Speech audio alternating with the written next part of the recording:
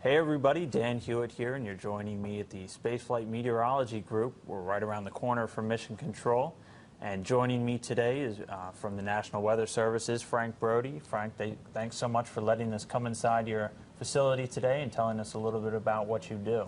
Good morning. It's a pleasure to have you here, Dan. So let's get right into it. What exactly does the Spaceflight Meteorology Group do? What are you guys responsible for? Well, first, the Spaceflight Meteorology Group is part of the National Weather Service, and we are a special unit focused on supporting NASA's unique requirements for human spaceflight. So you were heavily involved, I assume, then in the shuttle and every single launch and landing of that vehicle. Yes. Tell us a little bit about that experience. Actually, the Spaceflight Meteorology Group, or SMG, has been here at Johnson Space Center since the Space Center started in the early 60s. So SMG supported Gemini, Apollo, the shuttle, the entire length of the shuttle program from STS-1 all the way through the last mission last summer, STS-135. So we've been here through it all, providing weather support to make sure the launches and landings were safe.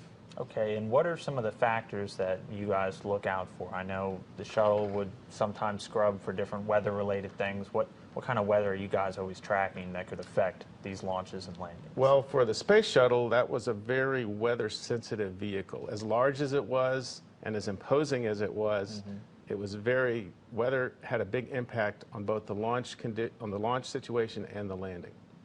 So the conditions that we would watch would be lightning. That's a big issue. Low cloud ceilings were a could be a problem, because that way, when either on a return to launch site abort or on the final planned end of mission landing, that way the commander would be able to have time to visually see the runway, because it's just a glider. The other factors that we looked out for were regular rain.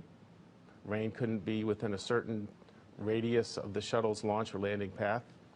Also turbulence, moderate or greater turbulence was a factor. So, and possibly one of the biggest issues was crosswinds.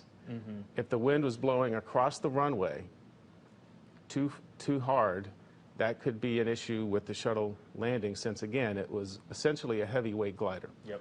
And you weren't only monitoring that weather for the Kennedy Space Center, you also had to monitor, like you said, kind of like the over-the-ocean landing sites and things like that as well.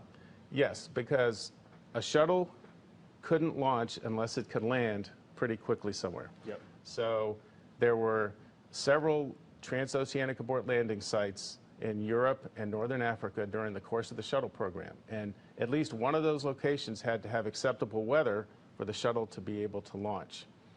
In addition, on launch day and of course on landing day, we were watching the other landing sites in the U.S., not only Kennedy, but Edwards Air Force Base and White Sands, in case on launch day there was an abort once around contingency possibility. And of course on landing day, we were watching all the U.S. sites for the landing weather.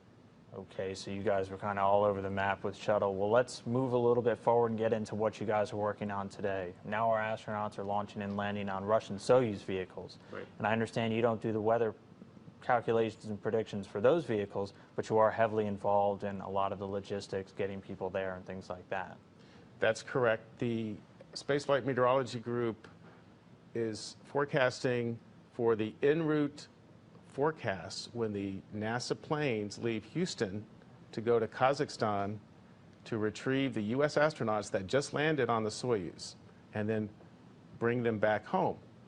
And for that reason, it's a long flight to go from Ellington Field near Houston to Kazakhstan. First they go to Goose Bay, Canada. They stop and refuel. Then they go across the ocean to Prestwick, Scotland. And then from there to Kazakhstan, and then await the landing, load up the astronauts, bring them back, reverse their route, and come all the way back. So what the Spaceflight Meteorology Group does is forecast the weather that NASA plane will experience en route all the way from Texas to eastern Canada to the northern UK to Kazakhstan and back, to make sure that the weather will be acceptable, that the big storms won't be there, or if they are, what are the alternate locations or the alternate routes that the plane could take, and it has done that a couple of times. So again, you guys are kind of all over the map, and I know we had some, a couple of maps up. What exactly are we looking at over here? I can see we got the whole world up right now. Right here on the center screen is a weather map that shows the path in the blue line. That's the path that the NASA flight will take, or did take, and will take any time that they go overseas to Kazakhstan. And it's going from Texas to eastern Canada to the UK to Kazakhstan, and then they reverse that going back. And the lines on the map are isobars, which are pressure lines, which tell us, the meteorologists, where the high pressure systems are, the low pressure systems are, the fronts, and things, and the moisture patterns where there might be rain or thunderstorms or snow. Pretty much anything that could hold them up or impede their trip. Right. So with our AWIP system, which is our National Weather Service system, we are able to superimpose the flight path on the weather map so that we can better predict the weather, and then we create a graphic based on a simplified version of that we send to the flight crews and the mission managers, so they can also see at a quick glance what kind of weather patterns this plane will be experiencing as they go over and come back. Okay, well now I want to jump into the future of the Spaceflight Meteorology Group. You guys protected all of America's space fleet in the past, and you're also going to be looking out for its future spaceship Orion. Tell us about some of the work you're doing for them.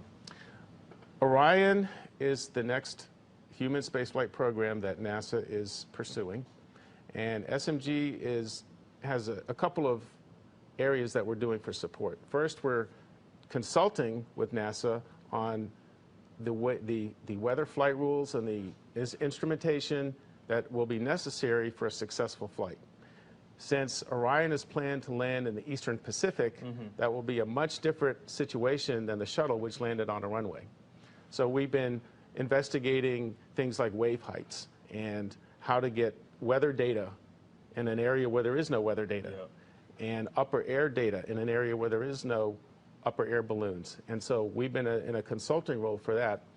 For Orion Flight Test 1, which is scheduled for 2 years from now, which would be mid-2014, we will be providing operational support here at SMG for the actual landing in the Eastern Pacific so that the right decisions can be made both for launch and landing for that test flight. Okay, so watching the skies, you know, for our past astronauts and also looking out for our future spacecraft. We'll be sure to follow along, and we'll always hope for clear blue.